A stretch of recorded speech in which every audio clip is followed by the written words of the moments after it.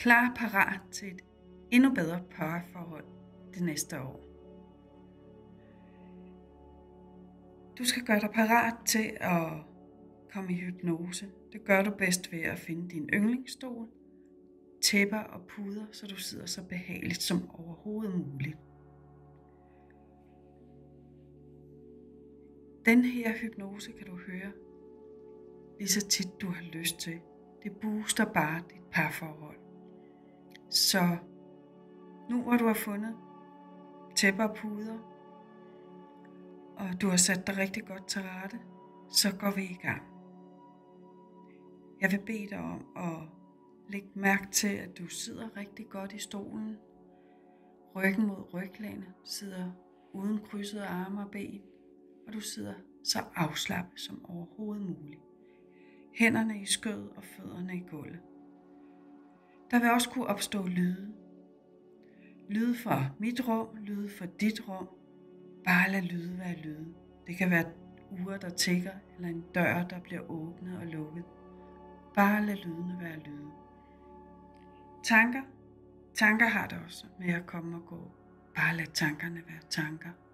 Og du kan altid tage fat i tankerne på et senere tidspunkt. Lige nu har du et frikvarter, hvor tid sted er fuldstændig ligegyldigt. Så nu vil jeg bede dig om at trække vejret dybt en gang. Træk vejret ind igennem munden og pust ud. Næste gang vil jeg bede dig om at trække vejret ind igennem næsen og puste ud igennem munden. Træk vejret dybt igen ind igennem næsen og pust langsomt ud. I det du puster ud, så vil jeg bede dig om at lade dine øjne glide i. Bare lad dem synke ind i ansigtet. Og træk vejret dybt endnu en gang. Og pust ud. Nu vil jeg bede dig om at fokusere på toppen af dit hoved. Prøv at mærke efter, om din hovedbund er spændt eller afspændt. I det du trækker vejret dybt endnu en gang, og sådan fortsætter du nu i dit helt eget tempo, så tempoet bliver langsommere og langsommere. Og for hver gang du trækker vejret, slapper du endnu mere af i hele kroppen. Afslapningen fortsætter ned over dit ansigt, ned til kæben. Den er afspændt og afslappet.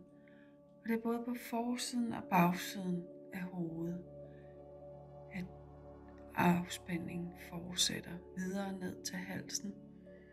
Halsen er afslappet og afspændt. Videre ned til brystet og ryggen. Jeg vil lige have, at du går op og mærker din nakke en gang. Nakken skal også være fuldstændig afslappet og afspændt. Prøv at give det lidt ekstra opmærksomhed her. Bare slap af, så du kommer dybere og dybere ned i en afslappet og afspændt tilstand. Mærk, at afspændingen glider ned over kroppen, både på forsiden og bagsiden, og i det, den glider ned. Afspændingen og afslapningen glider ned. Det går igennem energibaner, nervebaner, blodbaner. Bare lad afslapningen fortsætte videre ned over brystet, ned over maven og helt ned over hoften.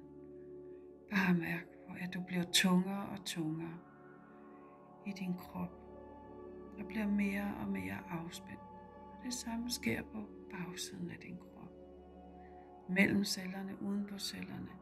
Du slapper mere og mere og mere af. Og du glider ned over ryggen.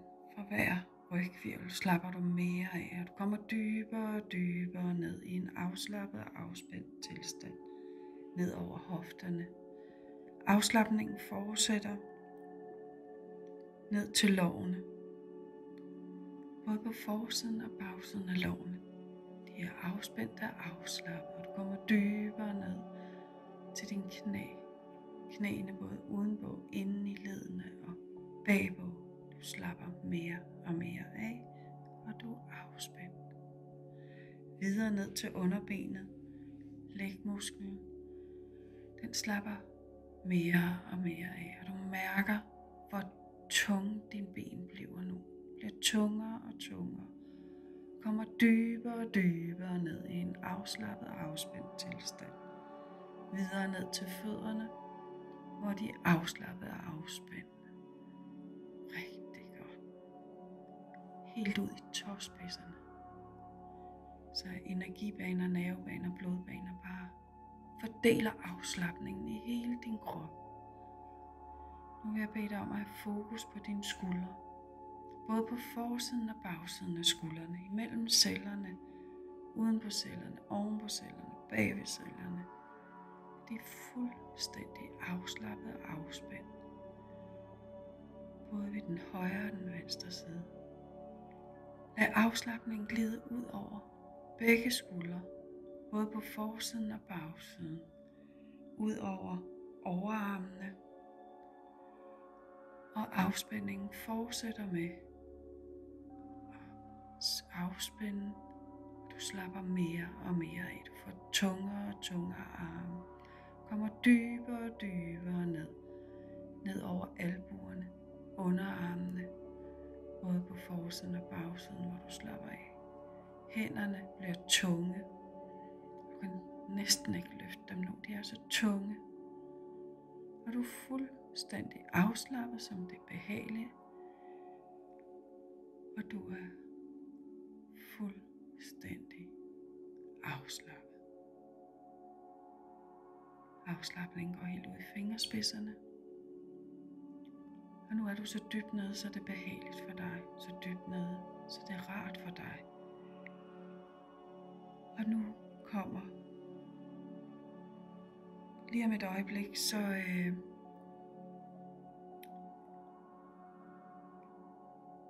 vil jeg bede dig om at trække vejret dybt en gang. Og i det du trækker vejret ind, og du puster ud, så giver du slip på alle spændinger, bekymringer og forventninger. Nu er det tid til, at du forestiller dig, at du går ind i det nye år med nye muligheder for at skabe en dybere forbindelse i dit parforhold. En større forståelse og mere kærlighed i parforholdet.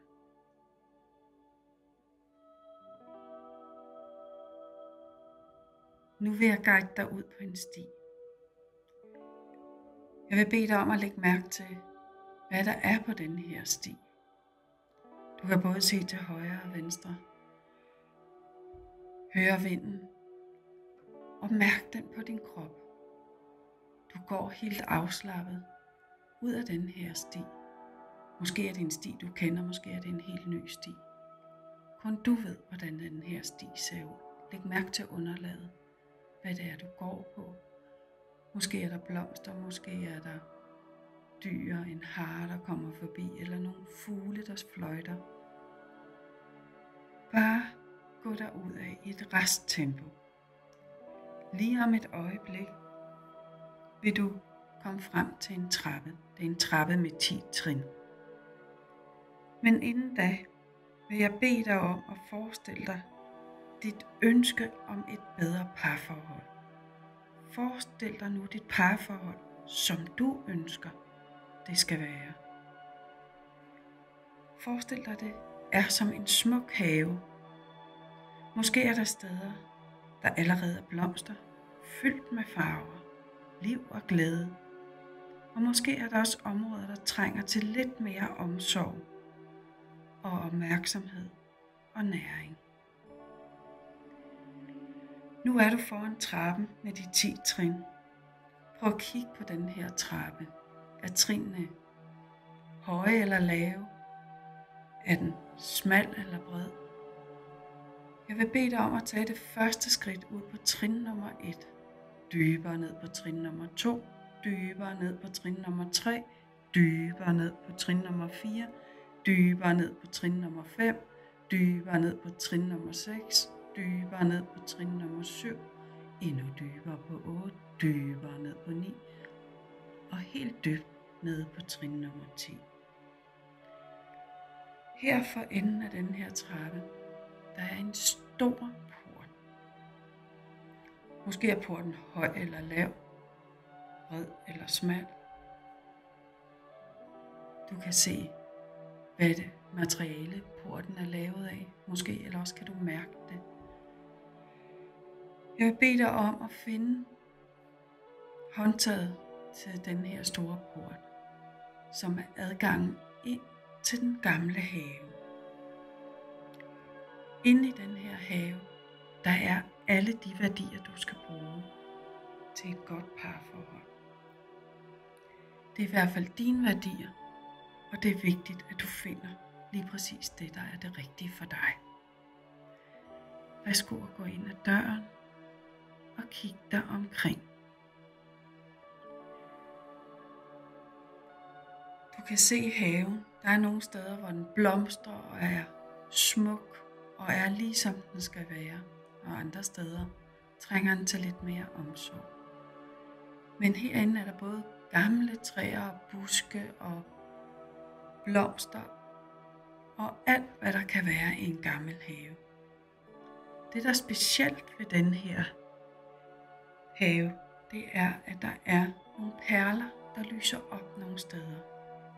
Og hver perle symboliserer din værdi i jeres parforhold. Det, der er vigtigt for dig. Så nu vil jeg bede dig om at gå rundt og lede efter de her perler. Måske hænger de i træerne, måske er de bag ved nogle buske.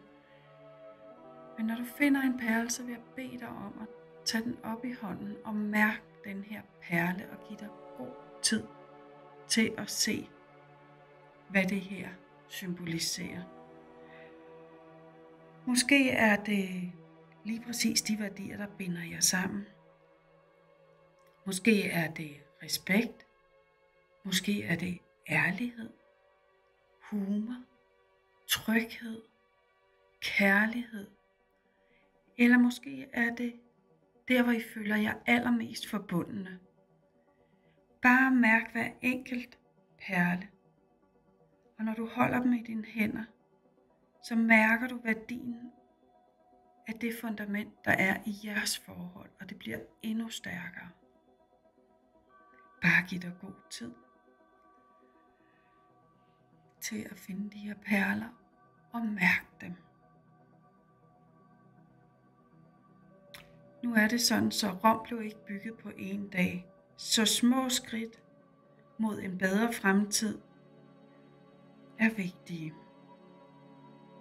Forestil dig nu de små ting, der kan gøre for, at der er mere kærlighed og glæde ind i jeres parforhold. Måske handler det bare om at lytte mere. Måske er det et varmt kram. Eller sige oprigtigt tak. Mærk taknemmeligheden. Eller tage sig tid til at være nærværende sammen. Se dig for, hvordan din indsats åbner jeres parforhold. Og mærk den varme forbindelse, der er imellem jer. Når du tager det næste skridt, skaber det ikke kun forandring hos dig, men også hos din partner. Og du opdager, hvor meget mere det giver dig, at du tager det her skridt. Du bliver mere opmærksom på, hvad det kan give,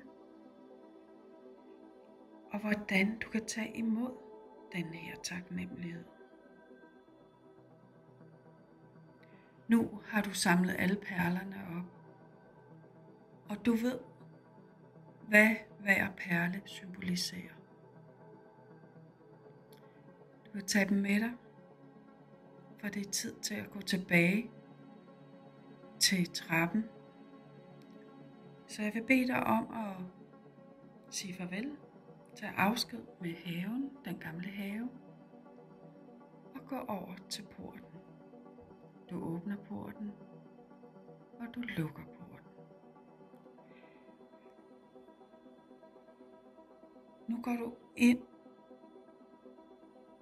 i et nyt rum. I stedet for at tage trappen, så går du ind i et nyt rum. Du ser døren, måske til højre eller venstre for dig. Og du skal ind her. Ind og se, hvad der er inde i det her rum. Så jeg vil bede dig om at tage fat i håndtaget og gå ind i rummet. Herinde er der fyldt med lys og kærlighed. Luk døren bag dig og bare sug til dig af lys og kærlighed. Bare giv dig god tid og mærk den her kærlighed og lyset. Når du sådan går lidt dybere ind i rummet, så får du øje på et stort lærred. Og på det lærred, der er du og din partner. Jeg vil bede dig om at kigge nøje på det her lærred med billedet af jer. Prøv at lægge mærke til ansigtsudtrykket, hvordan I står over for hinanden, hvor nærværende I er. Og så nu vil jeg bede dig om at zoome ind, ligesom på en telefon, hvor du kan zoome ind på billedet. Så du kan se alle ansigtsudtrykkene, både hos dig selv og din partner. Hvad lægger du særlig mærke til her? Smiler I? Er der øjenkontakt? Bare læg mærke til, hvordan kærligheden og hvordan du lyser.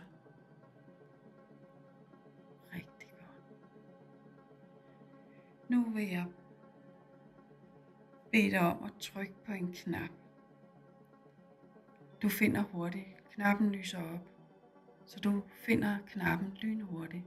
Tryk på den, så kommer der et nyt billede frem, som er inde i fremtiden. Den er et par måneder inde i det nye år. Og det er igen et billede af dig og din partner. Det kan være hjemme, det kan være i køkkenet, I kan være ude og lave noget sammen. Men det er et billede af jer to igen. Jeg vil bede dig om at lægge særlig mærke til de detaljer, der er ved det her billede. Du kan zoome ind igen og kigge på billedet. Hvad udstråler du? Hvad udstråler din partner? Og når du har set på det et øjeblik mere, så lyser knappen igen, og du skal trykke på knappen, og så kommer der et nyt billede frem. Nu er der gået 2 måneder mere, og det er igen et billede af dig og din partner og jeres parforhold. Læg mærke til, hvor stærkt lyset er i det her billede. Hvor meget du stråler, og hvor meget din partner stråler. Du kan igen zoome ind og kigge på detaljerne i billedet. Og se, hvor stærkt jeres forhold er nu. Knappen lyser op endnu en gang. Og der går endnu et par måneder ud i fremtiden. Og det er igen et billede af dig og din partner. Måske er det ferietid, måske er I på weekendophold, måske er I derhjemme. Men se, hvordan kærligheden lyser ud af jer begge.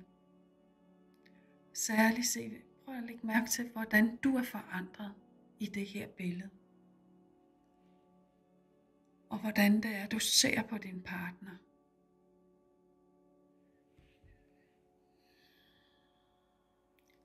Nu er det tid at komme tilbage. Du går hen mod døren, tager afsked med rummet, og udenfor, der er trappen med de 10 trin. Når du er oppe på trin nummer 1, så er du tilbage i din stol. klar og parat til, hvad du ellers skal i dag. Du lukker døren, står på trin nummer 10, tager lys og kærlighed med dig, går op på trin nummer 9, mærker forandringen inde i dig. Du går videre op på trin nummer 8, videre op på trin nummer 7, videre op på trin nummer 6. Du står lige her et øjeblik og mærker, at du er meget stærkere i dit parforhold. Og du glæder dig til at få et bedre parforhold, for du har allerede fået det. Trin nummer 5, trin nummer 4, lige om et øjeblik er du tilbage. Trin nummer 3, begynd så småt at bevæge fødderne og hænderne. Trin nummer 2, nu er du der snart. Trin nummer 1, velkommen tilbage i stolen. Værsgo og åbne øjnene. Tillykke med dit nye parforhold.